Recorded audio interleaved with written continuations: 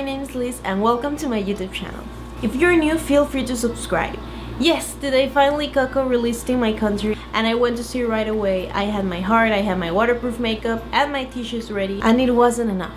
Before I continue, I gotta mention that this video is gonna contain big spoilers, so if you haven't watched Coco yet, pause this video and go watch it right away because you won't be disappointed. And then come back. Okay, let's get into the review. Let's start off with the beginning of the movie. When I started watching it, it kind of felt more of like a Walt Disney Animation Studios movie instead of a Pixar movie. Kind of like Moana.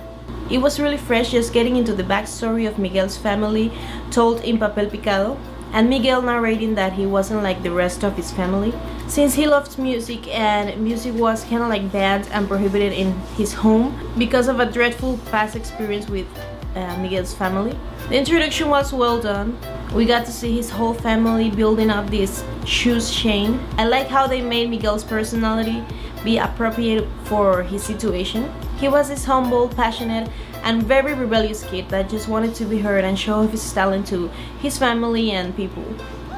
So much that he even stole a guitar of his idol Ernesto de la Cruz from his shrine in order to play it at a talent show. I love Miguel's character a lot.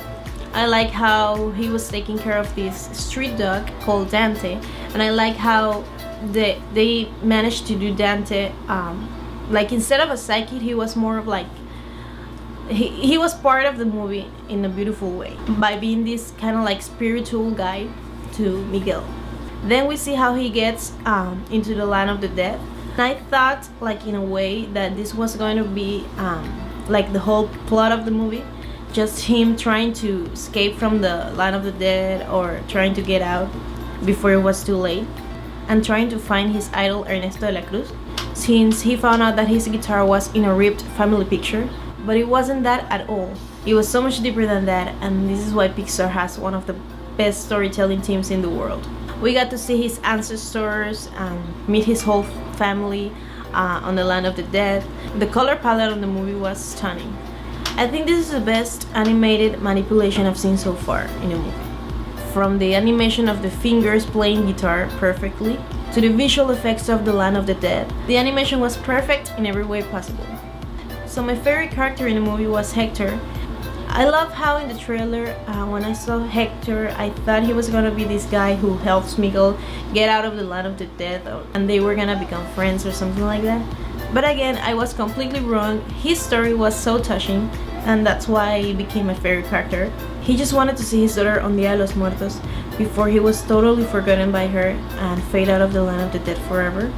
So this movie is like a freaking roller coaster of emotion. At first, everything was great. We get to see Miguel's family. Then it turns gray when Miguel gets mad at his family. Then you just feel adrenaline when Miguel's stealing the guitar and when he goes to the land of the dead. Then it turns more fun when Hector characters comes up and they embark on this adventure to find Ernesto de la Cruz, since Miguel's wanted his blessing to go back to reality, since one of his ancestors, Mama Imelda, was gonna give her her blessing with the condition that he had to stop doing music forever. So Hector and Miguel start this adventure in order to find Ernesto de la Cruz. Things get really interesting, and this is where the Pixar storytelling magic comes up.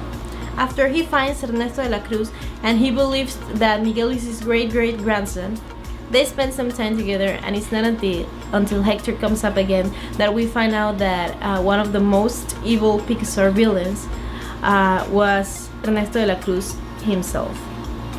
For me, this was one of the best scenes of the movie, when we get to see the flashback of Ernesto and Hector being this great mariachi duet, and the betrayal of Ernesto de la Cruz when he poisoned his friend Hector because he wanted to go back to his family instead of doing music. He freaking killed his friend and stole his songs in order to get fame. This scene hit me hard because after that we get to know that Miguel is actually Hector's great-great-grandson, and that even though he wasn't famous, he was 100% better than Ernesto de la Cruz because he did all the hard work. He did all the songs, and Ernesto was just using his work and killed him. So it was a beautiful moment. I cried, of course. And then we immediately find out that Coco was actually Hector's daughter, so it was Miguel's great grandmother. So I cried even more after that. When I thought the sadness was over and my tears were gonna dry up, we get to see this flashback of Hector singing to his daughter Coco, "Remember Me," and I lost it again. Pixar just has this way of telling a story in the best way possible with so much detail that just gets into your heart and squeezes it in a beautiful way. By the way, I love how the title is Coco and you don't get to know the meaning of the title until you go and watch the movie. I need to talk about the music because besides the animation and besides the plot itself, it's one of the best things in the movie. I listened to the soundtrack before watching the movie and of course I loved it. It was great, but you don't actually get to understand the meaning of the song, like the true meaning of the song, until you watch the movie. I thought it was gonna be just like a regular song, like for the movie, like Dia de los Muertos and everything. But no, it was actually a song that Hector made for his daughter, and it suddenly became one of the most beautiful songs in the Pixar movie for me. Kind of like when you heard "When Somebody Loved Me" on Toy Story 2. The script was great. The fact that they used Dia de los Muertos as the setting of the movie was amazing. They made this Mexican culture holiday easy for everyone to understand. I thought this movie was not going to have a plot twist, but I was really wrong. And of course, it couldn't be a Pixar movie without an impeccable meaning. How some people are just interested in fame and money and they take the easiest and worst road in order to accomplish it. And they do anything to accomplish it, even commit a terrible murder. It's a movie about following your passions and making choices. And of course, a movie about how family is forever and what family really means. I just gotta say, I have this Pixar list of my top films, and before Coco, my number one was Toy Story 3, but I think this one is my new favorite one. I definitely knew I was gonna like it, but I like it even more than I thought I would. For me, if you blend every single Pixar movie on a blender, you get Coco. I love Pixar movies, especially the old movies like Finding Nemo, Ratatouille, Toy Story, Up, Monsters Inc. And this one definitely gave me that childhood nostalgia that I usually have when I watch an old Pixar film. My favorite part of the movie was the ending when he gets back to the real world and he wants to see Mama Coco, and then he sings to her "Remember Me," and his whole family is watching him and they like understand that music is his passion.